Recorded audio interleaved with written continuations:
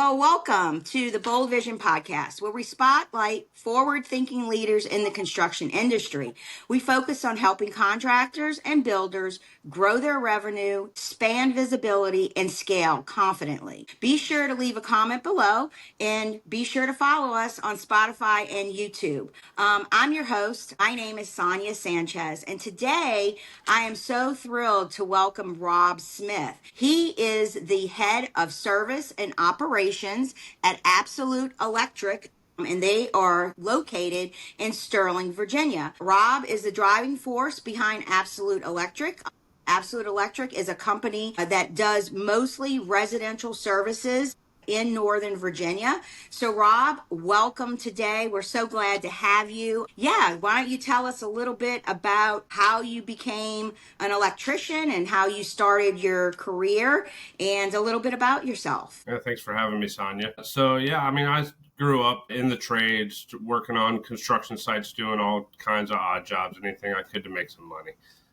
Did property management for a while, working for Hilton and Ramada, and built a background there, really doing a lot of oddball things, but found that I really am passionate about working with my hands and wanted to find an industry that I could specialize in to make good money and provide financial security for my family. So I ended up starting with Absolute Electric as an apprentice, and it did not take me long to rise through the ranks through ambition and a great mentor. And before long, I was running service calls on my own. I ended up becoming our lead technician, ran our field staff out in the field, running service calls for about 10 years before moving on to a management position. Okay.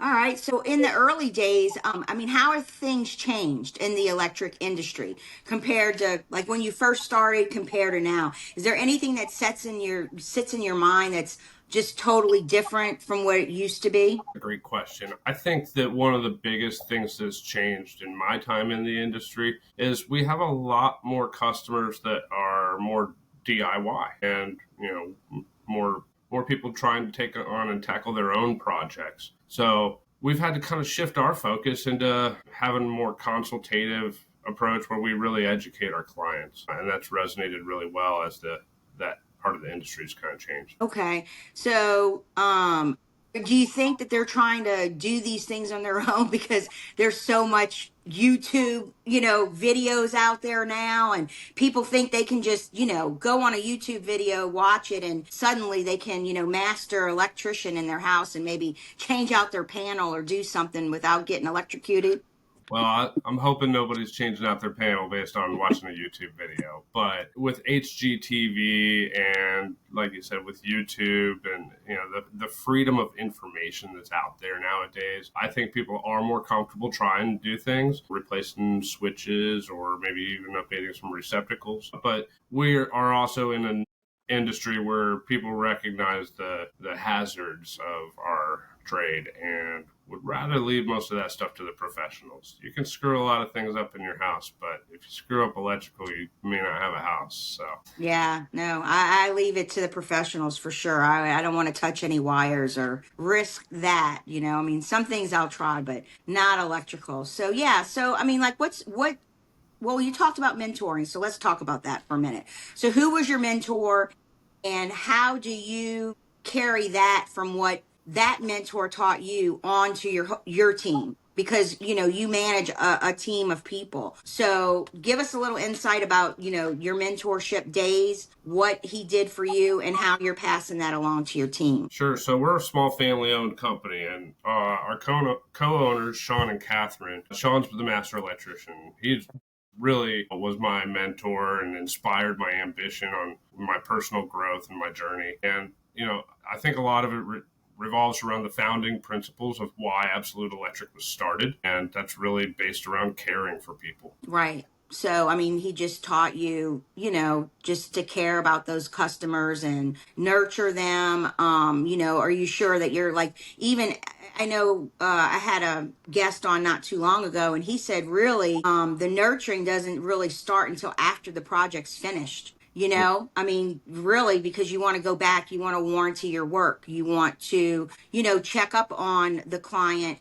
You have finished a project. So what What do your systems look like as far as your company? I mean, how do you go about following up with your clients, maybe having them do a 5-star review, Google review? Do you have any type of system in place? Yeah, I mean, we have an 8-step process, and from the first call all the way through the final walkthrough, and then even after the final walkthrough, we focus on clear communication, arriving on time, respecting people's homes, protecting their floors and their furniture where we're working. And as far as earning 5-star reviews, we simply set that expectation when we arrive at our customer's home. And we say, at the end of the day, if we're not providing you 5-star service, will you let us know so we can make that right for you? And we make that commitment right out the gate. And then we That's earn it. awesome. Right, right, right. So tell us a little bit about, some of the projects you've been on. I mean, I know you only do residential, but do you do do you work with any home builders where you do brand new homes? I mean, that's considered residential. Or, just give us an idea of what type of service calls you get and what kind of projects you work on. Sure.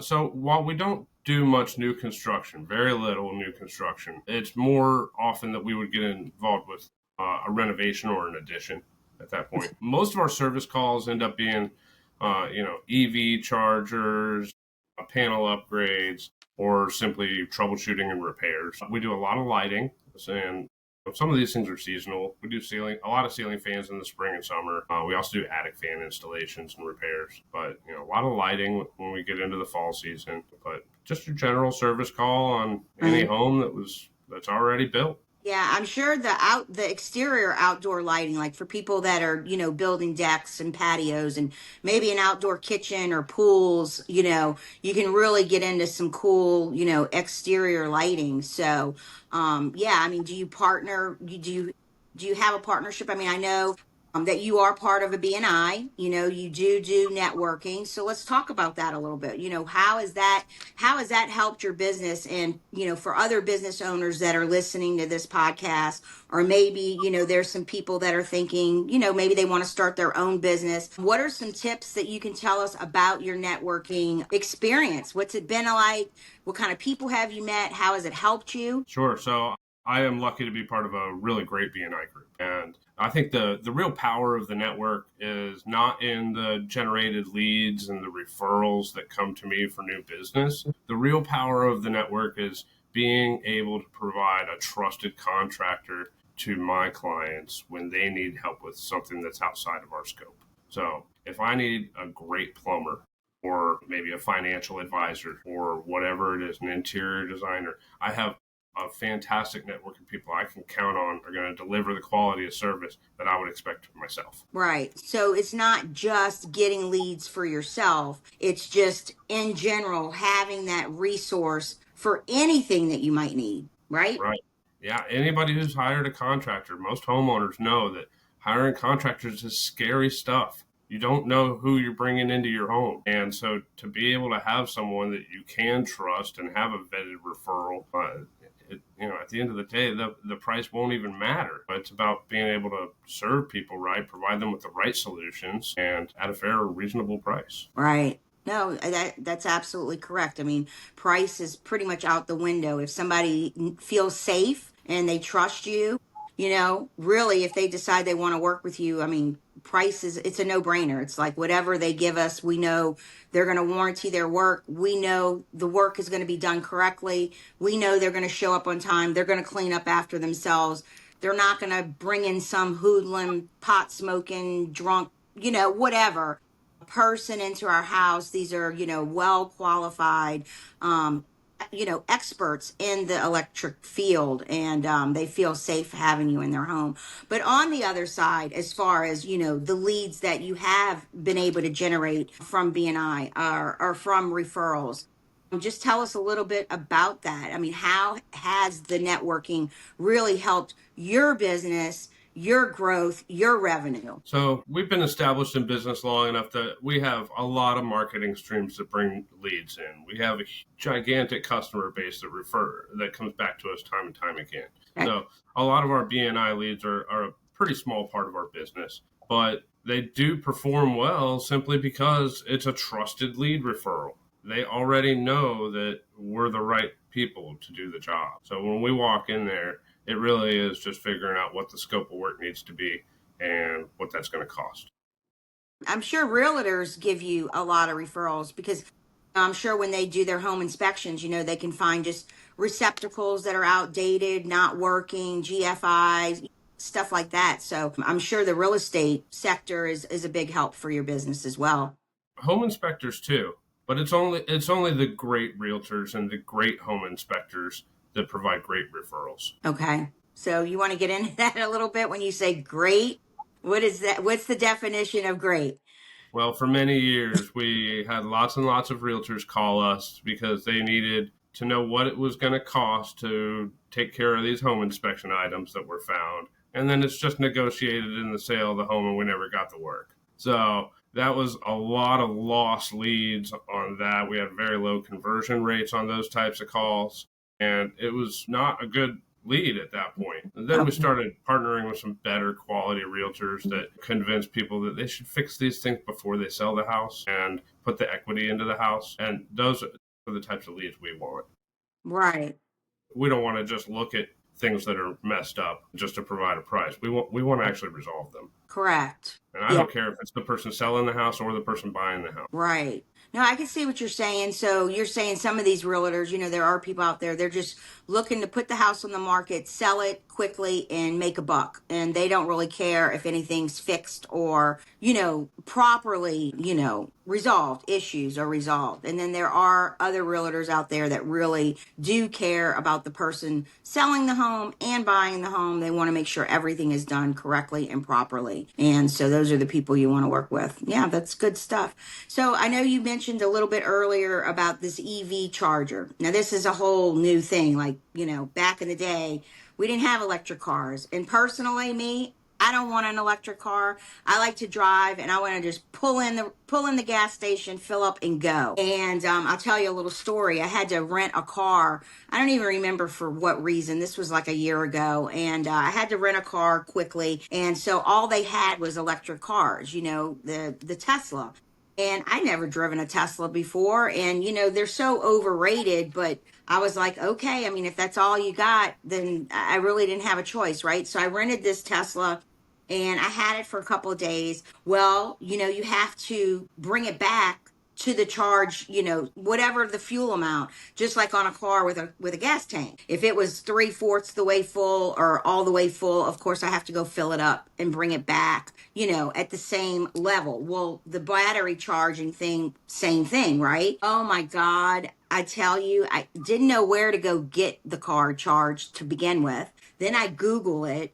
I had to go some place, I don't even know. I pull up there, and because at this time, this was about a year ago, so they didn't have the charging stations like they do now. Like I do see them like at the grocery stores and other places and parking garages and stuff. But anyway, so I pulled up to this place, and I don't remember if I had to pay. I really don't. All I remember, dude, I sat there for the longest time, and I'm like, oh my God, can you imagine like if I was on a road trip or if I had to be to a meeting or if I, had to be in court or something? Like, what the hell? Tell me Sure. about these EV charging. And I mean, how long does it take to charge a normal car? And what's your role in this whole thing? I mean, are you servicing these things? Let's talk about it a little bit because I'd love to know more information. So there's a lot of infrastructure that needs to be in place correctly to actually install a level 2 charger. Level 2 charger means it's 240 volts and charges a lot faster than just plugging it into a standard outlet.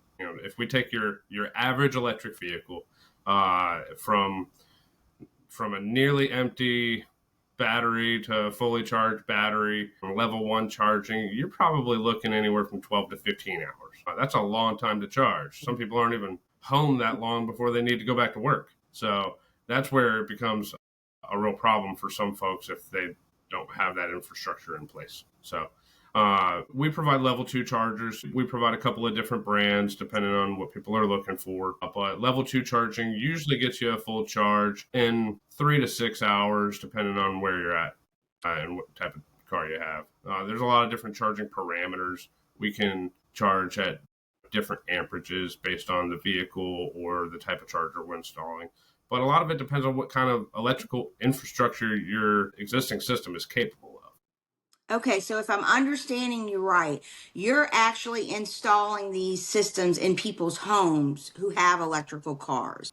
So not only when they purchase the car, so this is an added expense that they are going to need at their home if they really want to have access to their car, charge it correctly, be able to get up and go when they need to go. So what does something like that cost? How long does it take to put into, install it into a home? How long do they last? What's the maintenance on them? Pricing is going to range between hundreds and thousands. It depends on the distance from the electrical panel. If your electrical panel is in the garage and you're providing your own charger, then the cost is going to be fairly minimal. However, if the panel's on the other side of the house, we had one customer, the panel was actually 160 feet away. And there was a lot of drywall damage to run the wiring through the house to get to the garage so that we could install their high-speed charger. And yeah, that was an expensive job. That one probably several $1,000s. Yeah. Average cost on these chargers themselves, I would say we're looking at anywhere between $750 to $1,000 for our, not necessarily top of the line, but a good quality one. Okay. All right. As far as timing goes, it might only take an hour or so if your panel's in the garage, but generally these jobs are somewhere like 4 to 6 hours. It just depends on what else involved. Every house is different. Sometimes we have to upgrade the entire electrical system. That's the only way to add it. Because it just doesn't have the capacity. Their panel doesn't have the breaker room, right? What are Right. those called? Circuits. They don't have Yeah, enough. it may not have space or it may not have capacity. But, it's a big load. On average, the load of an electric vehicle is like everything on your stove being on at once. Your oven, all 4 or 5 burners. It's a big electrical load. It's one of the biggest loads you can possibly add to your home. So your home wasn't built with that load being added in mind. So Mm-hmm. a lot of times we'll have to actually do a load calculation to determine whether or not we're capable of doing that. So we really pride ourselves on being really well educated, staying on top of the codes and all the requirements. Right now, Fairfax County actually is waiving permit fees for EV chargers, and a lot of electrical contractors aren't even aware of that. Oh, so let's talk about that a little bit. So if someone wants to put an EV charger in their home, at one time they actually had to get a permit from the county to do that? You still do. Okay. If you add a new ceiling fan or a new recessed light in your home, you technically need a permit. Now, the reality is, as a contractor, we would probably not get many of those jobs if we included a permit every time we added a ceiling fan. But we always give the option. Our license, we're insured, so if something were to happen, our clients are protected. But the permit process is there so that if something happens outside of our warranty period, or let's say it happens 7, 8 years from now, so that your insurance company will cover it as well. Mm-hmm. Because the permit process ensures that it was done to at least the minimum standard of safety. Okay. All right. Yeah. I never thought about having to, I've been in construction for 20 years, but I never thought of that as like real construction, adding. But I mean, it is true because, on all of my projects that I've ever been on, they're installing panels and, circuits and stuff. And yeah, I mean, they have to have permits, but I mean, these are like big jobs. But I wouldn't think that a homeowner, if they were just going to have an electrician out to maybe upgrade their panel, give them more space, maybe they're going to add a patio and they need some lighting outside and some ceiling fans, that it would require a permit. But that's good for people, that are listening, that are in Northern Virginia, knowing that they're working with an electrician that is licensed and doing it the right way. So that's a good thing to know. I mean, I'm just, trying to think of some other things we can talk about. We talked a little bit about, managing your field, your team. We talked a little bit about mentoring, but yeah, just tell us like on a day to day, like what does your day look like? And, how do you communicate with your team? And, what's your team development strategy? Okay, sure. Yeah. So, like I said, I mean, we're big on training. I'm passionate about training and developing others. It's one of the things that makes me a good manager, I think. And so our field staff gets here early every day and we all meet in our training room and we spend 30 minutes on some sort of training topic for that day, whether it be GFI protection, EV chargers, or this week we were doing and calculating parallel resistance. So we're always trying to make sure that we're learning something new and staying on top of the technology and our product knowledge so that we can deliver our clients the best solutions possible. We do very much follow a process and how we run our service calls so that we deliver the same level of service to our clients, regardless of who we send out there. And so on Wednesdays, we train on parts of our process. That might be how we debrief after every call, or even how we introduce ourselves to our customers. Okay. There's a lot that goes into that day to day, but that first 30 minutes of every day, I think, is really powerful, that we all meet in person, and it really helps build the culture as a collaborative team environment. We're all pulling for each other, all supporting each other, and we train each other. So we do a lot of peer-to-peer training. We have hard conversations with each other. When someone really can't afford to fix something, how do you approach that? Mm-hmm. Well, it's easier to approach that if you've role played it once or twice. So, so we do that as well. On Wednesdays, our training is a little more structured, where we usually have an actual discussion topic. I've got a PowerPoint presentation up. We usually watch some sort of short video on something. Maybe it's how to show empathy or how to communicate at a higher level, because I really think that those are the things that we need to be successful in our market where we are in people's homes. For sure. So then our technicians get on the road by 7. We aim to arrive sometime between 7 or 8 for our first call. They'll arrive, show up, and introduce themselves, assess what's going on, provide pricing on site, and from there we figure out the scope of work and whether or not we're doing it that day. Okay. So our office staff usually shows up mostly around 8, and then we usually run a couple of service calls per day per tech. We've got a couple of apprentices as well. We'll be assigned to jobs as necessary. Our technicians will unload their debris from the previous day before they get on the road and load up whatever materials or ladders they think they need for that day, and we hit the ground running. It is service. We never know exactly how long we're going to be working at a customer's house. Sometimes people call us for a ceiling fan, and we end up uncovering that there's a lot of safety issues that need to be addressed. And sometimes priorities change. And so what we might think we're going out there for 1 hour to hang a ceiling fan turns into 4 hours of installing new smoke detectors and GFIs and the proper types of outdoor covers for their receptacles and things like that. Yeah, that was going to be my next question. Like, how do you upsell, if you go out there for something simple, and you see, you notice that there's several other things that really need to be addressed. How do you go about upselling the customer, educating the customer? How do you go about that? So we do have a brief safety inspection we do on every home. I don't like the word inspection. We call it an evaluation. And we're just checking those key safety items. So, even if you just call us for like your lamp post light not working, at a minimum, we're going to check out the electrical panel and your grounding, because we want to know that we're safe to work on the system too.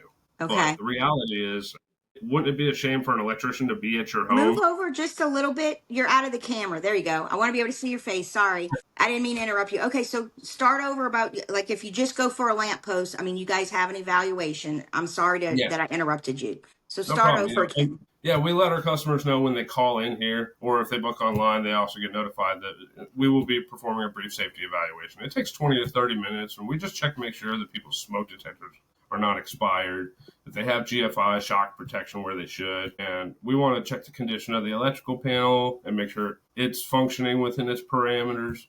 Grounding is very important for safety. Without proper grounding, you don't have a frame of reference for your breakers to trip properly. So we check all those things, and if we see something, we're going to bring it to your attention. And if you want us to include it in our options, we include it in our options. If not, then that's fine too. And my perspective on it is, if someone has expired smoke detectors, which they expire every 10 years. Okay. So if you have expired smoke detectors, I don't care if you pay us to replace them or if you go buy your own and replace them yourself. I only care that it happens. Right. So, we always pride ourselves on not providing our customers with ultimatums, but rather multiple solutions. There's almost always a good, better, best approach. People don't know if you don't talk about it. Correct. And I think that's where too many people in the trades, they go in with blinders on. They only focus on the one thing that people called about, but there's all these other issues.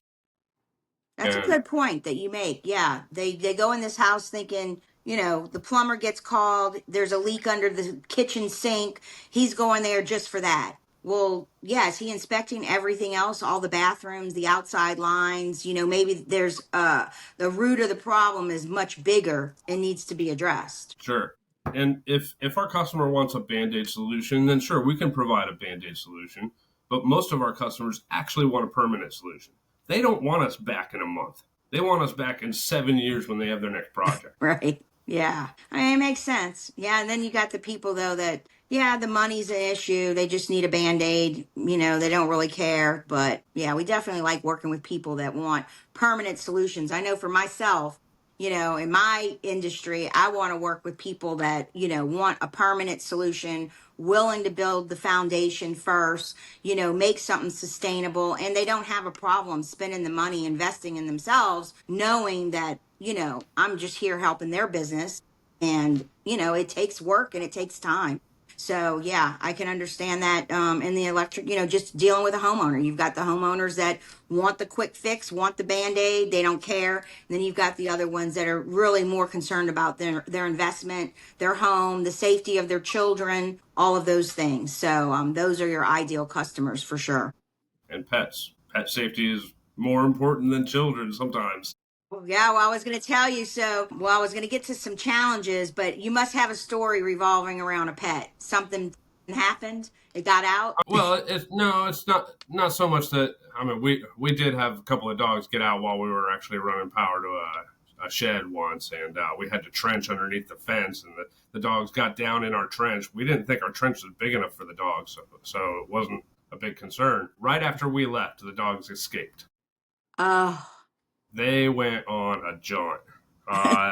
They were found, I think, 12 miles away, if I recall correctly. What kind of dogs were these? They were hauling ass. Yeah, they were. It was some sort of shepherd mix, but yeah, they took off through the woods, and they were covered in mud and scratches from brambles, and the dogs got back. That's the most important thing, that they got back in one piece. Yeah. So what have been some of the biggest challenges that you can think of in your industry? What have been some of the hardest things to resolve? Honestly, our biggest challenge is hiring qualified people who are going to treat our customers right. I can teach anybody to do electrical work, but I can't teach someone to be a good person. I hear that more often than less. I do get that from a lot of business owners, that really hiring is a huge issue. Yeah, I think in our industry, it's especially more difficult because of the data center boom here in Northern Virginia. The data centers have really thrown blank checks around to be able to staff themselves with enough labor. And so the available candidates to choose from is much more limited. Okay, that makes sense. Yeah, there are quite a few data centers in our area. I mean, they're going up left and right. I mean, Loudoun County's they're massive. I mean, everything. There's a lot of them in Manassas too. And as I was going out last weekend, I had to go out towards, west towards Bristol, go to 81. They're actually building some out that way. That I noticed. So yeah, data centers are it's a big deal. So if so I'm going to ask this question. So if you had a magic wand, let's just hypothetically say you had a magic wand and there's just one thing that you could fix, boom, what would it be? Would it be the hiring process, and how would you fix it? Yeah, it would be the recruiting. I mean, it's hard to grow a company if you can't find good people. So that would probably be the one thing. I mean, one of our other challenges is actually a marketing challenge, where the private equity companies have come in and bought out a lot of these boomers that didn't have children to pass their businesses down to. For years and years, people have been like, go to college, and blue collar's been down.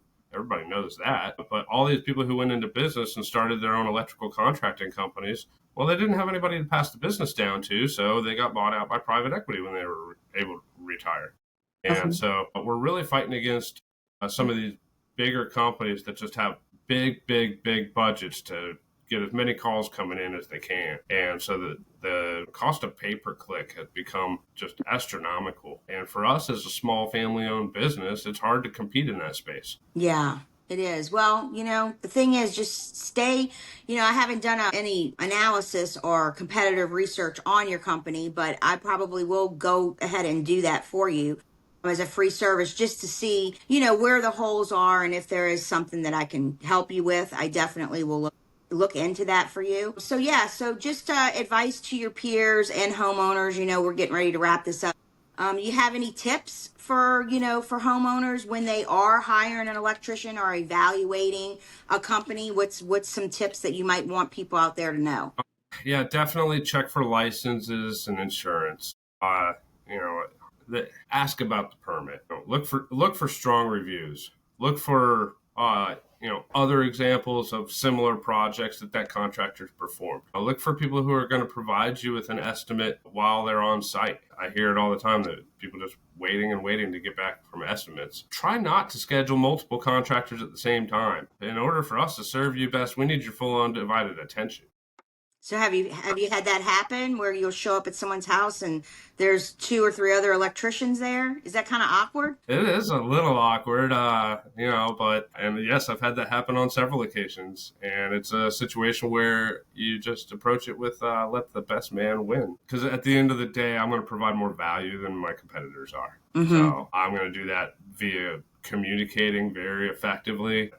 We're going to, stand behind everything we do. We have live people that answer the phone. So if there is a problem, we'll be there to take care of it. You can trust that we're going to get it done right, regardless of whether you pull a permit. Those are the things that I would really look for in a contractor. Okay, well, those are good things to know. So, there may be a few homeowners out there or, people listening to this. So, with all that being said, tell us the best way to get a hold of you. If someone's listening, they have an electrical problem in their home, they're looking for someone reputable, trustworthy, a good electrician. You got the floor. Tell us how to get in touch with you. Yeah, so we're going to come up pretty highly if you just search anywhere. But the best way, so that it doesn't cost us a lead, would be to just simply go to our website, absolute-electric.com. Okay. And from there, you can actually schedule online. It's a pretty simple process. If you prefer to, have that personal touch, you can absolutely give us a call, 571-244-4268. Okay. Somebody will answer if you call us during business hours. And if you call us outside of business hours, we will return your call. That's always good to know. It's very important that people are responsive because too many times I know myself, I've made a call to the dentist office or whatever, and I'll leave a message and they don't call me back. And it's like, I had that happen recently. Luckily I called back because I'm a regular patient there and I know them well, but I could have been a brand new person that just moved to the area, maybe, has thousands of dollars worth of dental work that needs to be done. And you're not answering your phone. You're not calling me back, So Sure. I think, let I me go think one small step further. business, go Let ahead. me go one step further because there's a lot of people who don't know if they should call an electrician. And Okay. if you don't know whether something's serious enough to call or whether it's something that should be a concern, you could shoot us a text message at that same number, 571-244-4268, or you can shoot us an email. My personal email is rob, R-O-B, at absolute-electric.com. Or for general inquiries, you can email hello@absolute-electric. Right. So you can always ask a question and those will get a responsive reply. Absolutely. Yeah, even if you think it's stupid, like he said, it could wind up being something pretty serious. So if you have any questions whatsoever, if your lights are flickering, anything, it doesn't hurt to, reach out to an electrician, ask a question. And I'm sure you do you do like a free, let's just say I did have something that seemed like it was shorting out, but I didn't know if I needed an electrician and I called you. Would you come out and look at it just for free estimate and just say, hey, this is what's going on? So we do charge a fee to come out, but we're sending really qualified people. And so if I'm sending somebody out to look at something, they're not out bringing in revenue fixing something. We do send a fee to send somebody. We do charge a fee to send someone out. That fee is currently $69. Okay, so that's a service fee. Okay, that's good for people to know. Yeah, I think it's a fair and reasonable price to get somebody who shows up on time, respects your home, provides you with solutions while they're there, and backs up the work with great guarantees, right? Absolutely. So, and if people aren't willing to pay for that, they're probably not very serious about their project, or they're just looking for the very cheapest contractor. And unfortunately, for us to deliver the quality of service that we do, we can't be the cheapest. No. But we're not the most expensive in town either. That's usually you where you really want to be in the middle to be competitive. You know, you don't want to be the most expensive. You certainly don't want to be at the bottom of the barrel. Good, medium, you know, competitive prices, competitive services, bringing value, bringing education to your customers. That's the most important thing. So yeah, so we're just going to wrap this up, Rob.